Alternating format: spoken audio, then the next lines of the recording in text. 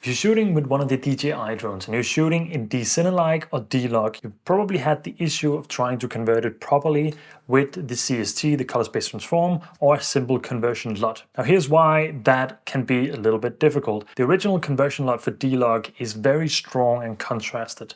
So what we can do instead is a better way of converting it. And before anyone says that this method is wrong that I'm about to show you, the conversion is supposed to give you a nice starting point. So it doesn't really matter what log profile it is. If you can find a better starting point than the original, because the original isn't working, then that's better to get started from there than to get started from somewhere else. The more important part is where we end up in Rec.709. So that's what we're gonna have a look at. I know D-Cinelike, I know that's not a log profile, but I find that this method works just fine for that as well. So that's what I'm going to use. Let's jump into DaVinci Resolve and have a look at it. All right, so let's have a look at the difference between the normal D-Log conversion and the one that I recommend that you use. So this was actually originally given from one of my subscribers in YouTube. This method, a huge thanks for that. I've been using it ever since, and I think it works a lot better. So we're gonna go into effects and grab our color space transform. And we're just gonna plug in DJI D-Gamut in the color space and DJI Log in the gamma, and then Rec.709 and gamma 2.4, that's what we're going to convert it into.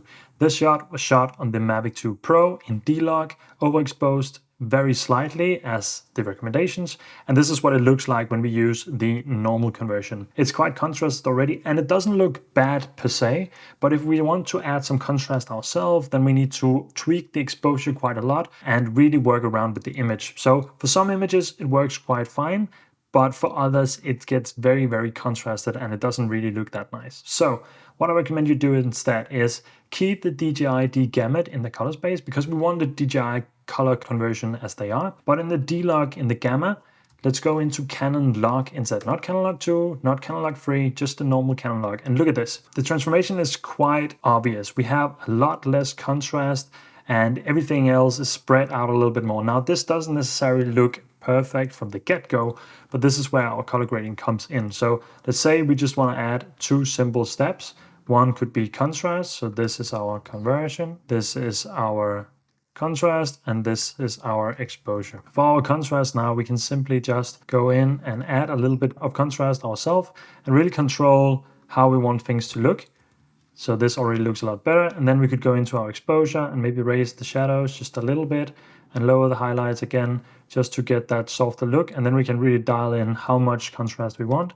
And with those two quick notes, we can from this to this, that already looks a lot better. We could probably tweak it more, but it's just to show you that the conversion from D-Gamut and Canon Log gives a lot of a softer starting point. And I've been loving using this a lot. But this was in D-Log and it works really great with that overall. But let's jump into a D-Cinelike because I know a lot of people shoot with that as well. Now this clip wasn't shot by myself. It's one that I had sent a while ago, but I'm going to use it for this example as well. So let's jump into effects, grab our color space transform, put it on here, and then try with the normal conversion. Now, I do know, as I said in the beginning, that D-Cinelike is not per se a log, and a lot of people tend to just grade it from the get-go themselves. But I do find that the D-Log conversion works somewhat. Now, this is very dark, and down here we've lost all detail, but it does work. Like, it does the job. It converts it from this more flat profile into something that looks a lot better with more color and contrast. And that's really what we want with our conversion here. We want to get a better starting point. But let's try and switch this one to Canon Log as well. And look at this. Now we already got a lot more to work with, or a lot less contrast at least, that in my opinion and my preference, in terms of working with contrast myself and my LUTs, for example, that include contrast, it's just a lot easier to manipulate it yourself. So if we add a contrast node here, now we can head into the tone curve and we can make a slight S-curve if we wanted to and just get some of that contrast back. And maybe that was even too much already. So we can just ever so slightly tweak these to try and make it look better.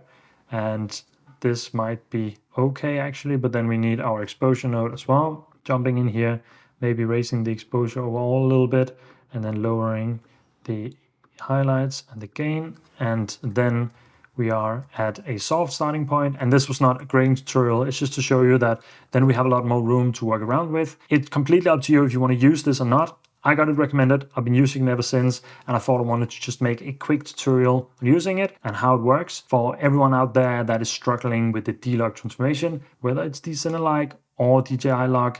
it works very, very great. So that's what I had for you today. I will catch you in the next video.